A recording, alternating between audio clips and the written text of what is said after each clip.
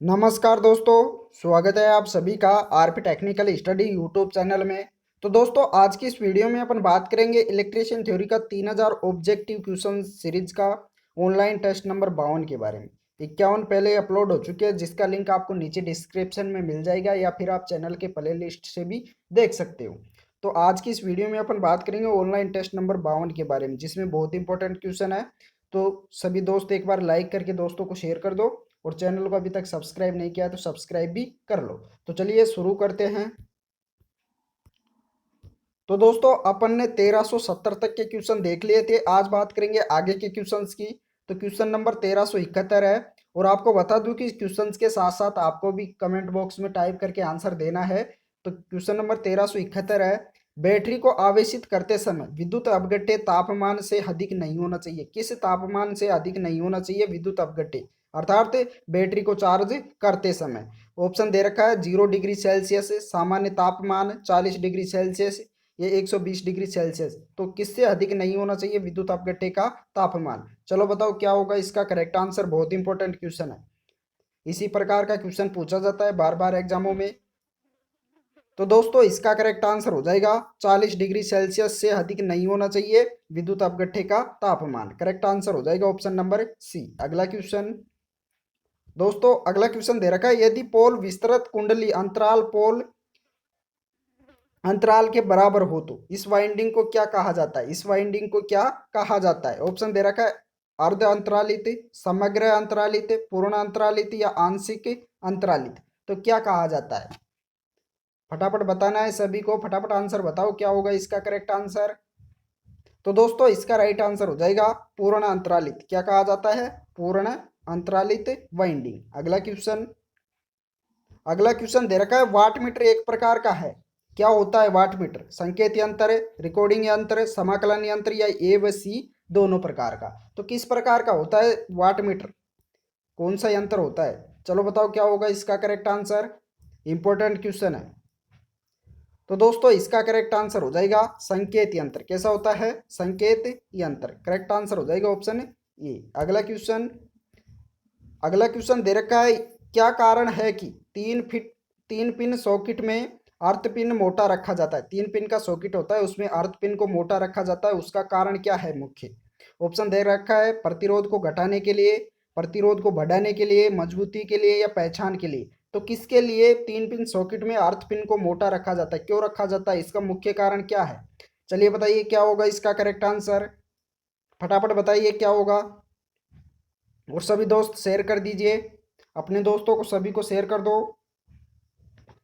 तो दोस्तों, इसका राइट आंसर हो जाएगा ऑप्शन ए, प्रतिरोध को घटाने के लिए अर्थ पिन को मोटा रखा जाता है। क्या रखा जाता है? अर्थ पिन को मोटा रखा जाता है सॉकेट में। अगला क्वेश्चन। अगला क्वेश्चन दे रखा है, निम्न में से कौन सी प्रणाली सबसे सुरक्षित है? इनमें से कौन सी प्रणाली सबसे सुरक्षित है? क्लिट, लेड सीट, सीटीएस या कंसील्ड। तो कौन सी वायरिंग पद्धति सबसे सुरक्षित है इनमें से? फटाफट बताओ क्या होगा इसका करेक्ट आंसर।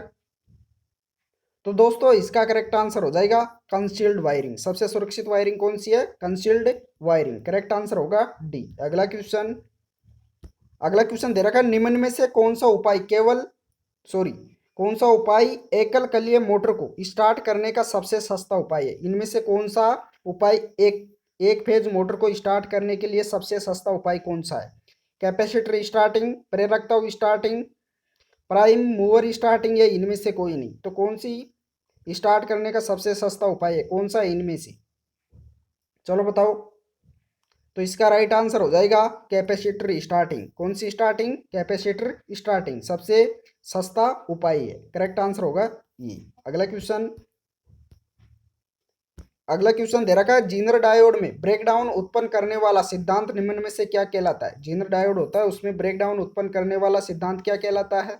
एवलांस प्रभाव, होल प्रभाव, ब्रेकडाउन प्रभाव या सीबेक प्रभाव? बहुत ही मोस्ट इंपॉर्टेंट क्वेश्चन है। चलो बताओ क्या होगा इसका करेक्ट आंसर। फटाफट से कमेंट कर दीजिए। तो दोस्तों, उस प्रभाव को कहा जाता है एवलांस प्रभाव। कौन सा प्रभाव कहा जाता है? एवलांस प्रभाव। करेक्ट आंसर होगा ऑप्शन ई। अगला क्वेश्चन। अगला क्वेश्चन दे रखा है, निम्न में से किसे मापने के लिए वाट मीटर का प्रयोग किया जाता है? किसे मापने के लिए वाट मीटर का प्रयोग किया जाता है? धारा को, ऊर्जा को, वोल्टेज को या प्रतिरोध को। तो किसे मापा जाता है? वाट मीटर के द्वारा। तो इसका करेक्ट आंसर हो जाएगा एनर्जी को, ऊर्जा को मापा जाता है वाट मीटर के द्वारा। अगला क्वेश्चन दे रखा है, सजावटी प्रकाश व्यवस्था में श्रृंखला में अनेक लाइट किसके द्वारा नियंत्रित होती है? श्रेणी में जुड़ी हुई अनेक प्रकार की लाइट होती है, वह किसके द्वारा नियंत्रित होती है? HP switch, DP switch, drum switch या बेल स्विच।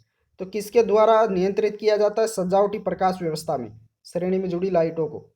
चलिए बताइए क्या होगा इसका करेक्ट आंसर। बहुत इंपॉर्टेंट क्वेश्चन है। तो दोस्तों इसका राइट आंसर हो जाएगा ड्रिम स्विच के द्वारा। किसके द्वारा? ड्रिम स्विच के द्वारा। राइट आंसर होगा सी। अगला क्वेश्चन दे रखा है, इकोनोमाइजर का प्रयोग किसकी दक्षता बढ़ाने के लिए किया जाता है? इकोनोमाइजर का प्रयोग किसकी दक्षता बढ़ाने के लिए किया जाता है? बायोगैस संयंत्र, टरबाइन, अल्टरनेटर या बॉयलर। तो किसकी दक्षता बढ़ाने के लिए इकोनोमाइजर का प्रयोग किया जाता है? बहुत इंपॉर्टेंट क्वेश्चन है, जल्दी बताइए क्या होगा इसका करेक्ट आंसर। तो दोस्तों इसका राइट आंसर हो जाएगा बॉयलर का। बॉयलर की दक्षता बढ़ाने के लिए इकोनोमाइजर का प्रयोग किया जाता है। करेक्ट आंसर हो जाएगा डी। अगला क्वेश्चन दे रखा है, डीसी जनरेटर का कम्यूटेटर किसके समान व्यवहार करता है? डीसी जनरेटर का जो कम्यूटेटर होता है वह किसके समान व्यवहार करता है? प्रवर्धक, भार, रेक्टिफायर या मल्टीप्लायर। तो किसके समान व्यवहार करता है? राइट आंसर होगा रेक्टिफायर की तरह। किसकी तरह व्यवहार करता है कम्यूटेटर डीसी जनरेटर में? रेक्टिफायर की तरह। अगला क्वेश्चन दे रखा है, ट्रांसफार्मर में कौन सा संयोग प्रयोग किया जाता है? ट्रांसफार्मर होता है उसमें कौन सा संयोग प्रयोग किया जाता है? इथेनॉल, प्रिस्टेन, जाइलिन या ग्लाइकोल। तो कौन सा संयोग प्रयोग किया जाता है?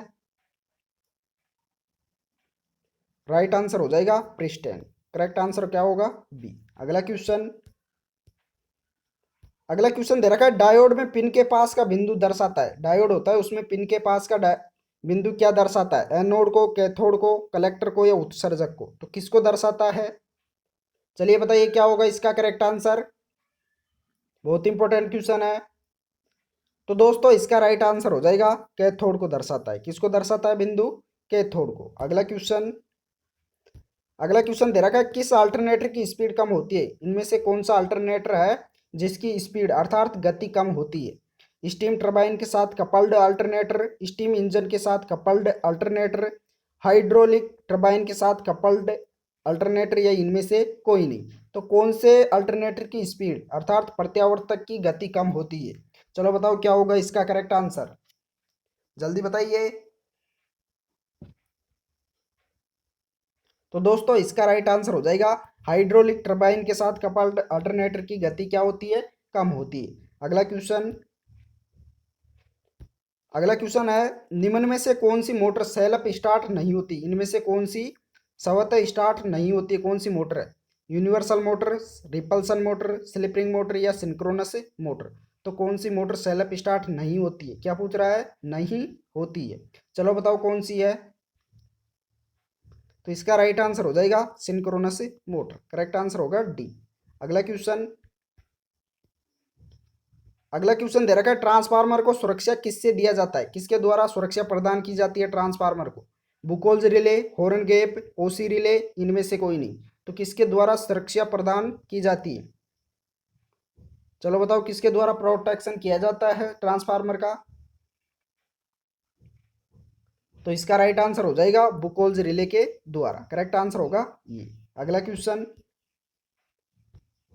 दे रखा है, उच्च फ्रीक्वेंसी वाले सर्किट में प्रयुक्त करोड़ का प्रकार है। लो करोड़, फेरिट करोड़, वायु करोड़ या उपरोक्त सभी। तो कौन से सर्किट में प्रयुक्त करोड़ का उच्च फ्रीक्वेंसी वाला है? तो राइट आंसर होगा ऑप्शन बी, फेरिट करोड़। अगला क्वेश्चन दे रखा है, शुद्ध कैपेसिटिव तथा शुद्ध इंडक्टिव परिपथ में शक्ति वे कितना होता है? शुद्ध कैपेसिटिव और शुद्ध इंडक्टिव परिपथ में शक्ति वे कितना होता है? न्यूनतम, शून्य, उच्च, इनमें से कोई नहीं। तो कितना होता है? फटाफट बताओ। राइट आंसर होगा शून्य। कितना होता है? शून्य। अगला क्वेश्चन दे रखा है ट्रांजिस्टर को डैश के रूप में उपयोग किया जाता है। ट्रांजिस्टर को डैश के रूप में उपयोग किया जाता है। प्रतिरोधक, दिष्टकारी, दोलित्र या एक इलेक्ट्रॉन ऑन व ऑफ स्विच के रूप में। तो किस रूप में उपयोग किया जाता है ट्रांजिस्टर को? राइट आंसर क्या होगा? तो दोस्तों इसका राइट आंसर हो जाएगा एक इलेक्ट्रॉन ऑन व ऑफ स्विच के रूप में उपयोग किया जाता है। करेक्ट आंसर हो जाएगा डी। अगला क्वेश्चन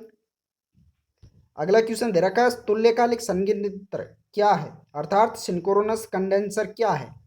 अल्प उत्तेजित तुल्यकाली मोटर, अति उत्तेजित सिंक्रोनस मोटर या प्रेरणी मोटर या दिष्टकारी मोटर। तो कौन सी सिंक्रोनस कंडेंसर है इनमें से? फटाफट बताओ क्या होगा इसका करेक्ट आंसर।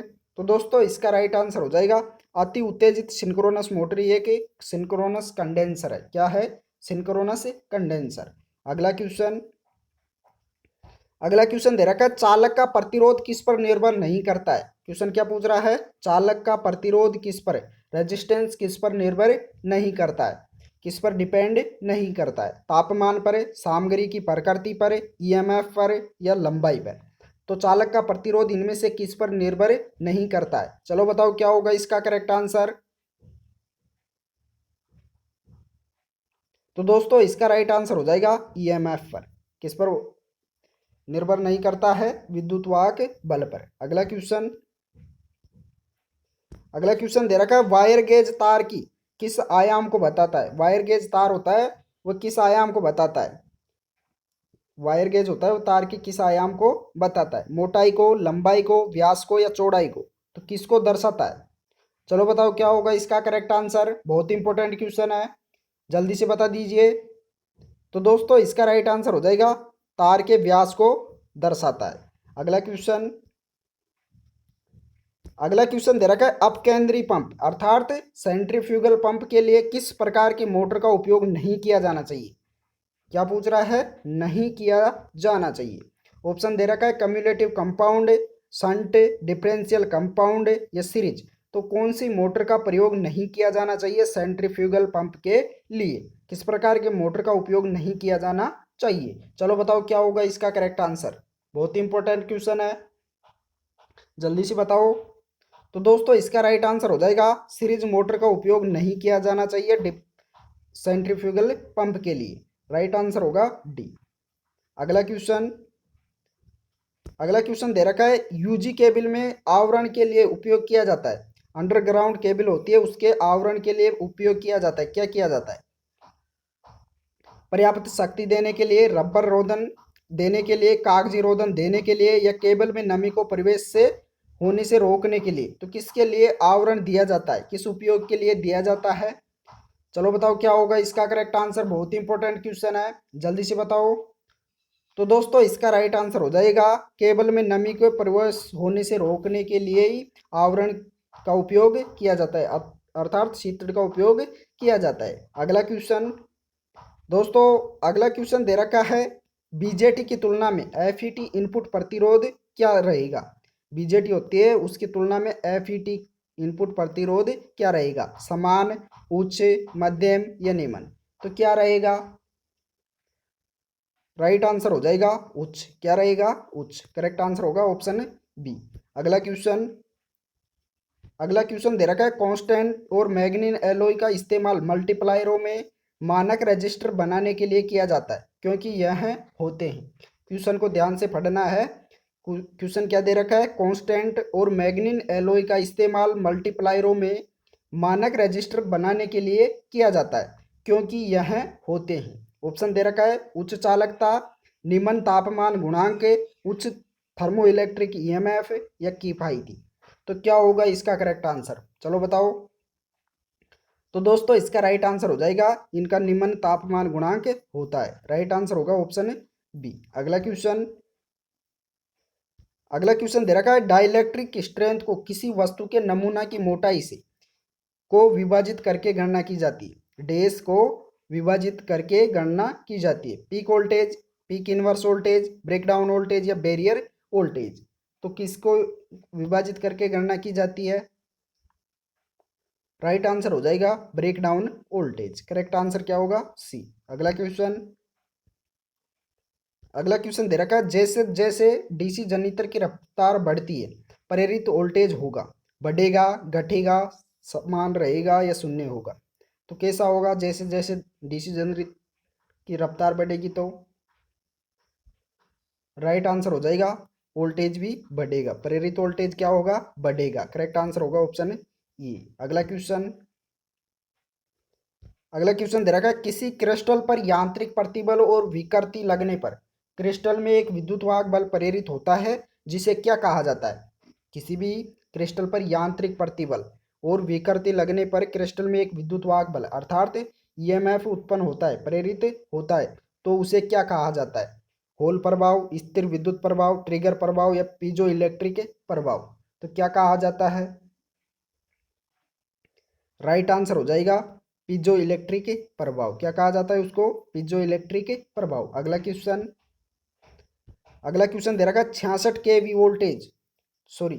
केवी संप्रेषण लाइन के लिए सस्पेंशन प्रकार के कितने डिस्क इंसुलेटर का इस्तेमाल किया जाता है? 66 केवी संप्रेषण लाइन होती है, उसके लिए सस्पेंशन प्रकार के कितने डिस्क इंसुलेटर का इस्तेमाल किया जाता है? 2, 4, 6 या 8? चलो बताओ कितने के लिए किया जाता है? बहुत इंपॉर्टेंट क्वेश्चन है। तो दोस्तों इसका राइट आंसर हो जाएगा 4 डिस्क वाला इंसुलेटर। राइट आंसर होगा ऑप्शन बी। तो दोस्तों इस वीडियो में इतना ही। वीडियो पसंद आया हो तो लाइक कीजिए और अपने दोस्तों को भी शेयर कीजिए, और जिसने भी अभी तक चैनल को सब्सक्राइब नहीं किया है तो सब्सक्राइब भी कर लीजिए। Thank you.